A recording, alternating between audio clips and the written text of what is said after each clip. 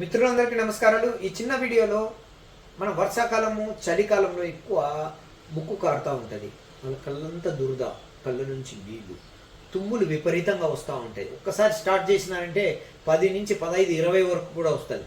వాళ్ళంతా బాడీ అంతా అదిరిపోతూ ఉంటుంది, తలంతా భారంగా ఉంటుంది, ఏ పని చేసుకోలేరు. దీన్నే మనము అలర్జిక్ రైనైటిస్ అంటారు.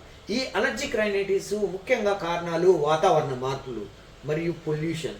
దాని తర్వాత వాళ్ళు చల్లగాలిలో తిరగడము, వర్షంలో తడవడం వల్ల వస్తారు. ఇది బ్యాక్టీరియా వల్ల కావచ్చు, వైరల్ వల్ల కావచ్చు, మన బాడీలోని సిస్టమ్ డిఫెన్స్ మెకానిజంలో ఇమ్యూనోగ్లోబులిన్స్ డిఫరెన్సెస్ వలన హిస్టామిన్స్ ఎక్కువ కావడం వల్ల కూడా కావచ్చు. దీనికి పరిష్కారము మనము నివారణోపాయాలు గాలి వెలుతురు ఉన్న చోట ఉండడము, సూర్యరశ్మి బాగా ఉండడము, చల్లగాలికి వర్షంలో తడవకుండా ఉండడము. దాంతోపాటు హోమియోపతి చికిత్సా విధానంలో అలియం సెపా ఇఫ్రీసియా అనేది ముక్కు కారడం, ముక్కులో కండ దురదకు బాగా పనిచేస్తుంది. గొంతు నొప్పి, గొంతులో పాటు ముక్కు కారడానికి హెపార్సల్ఫ్ బాగా పనిచేస్తుంది.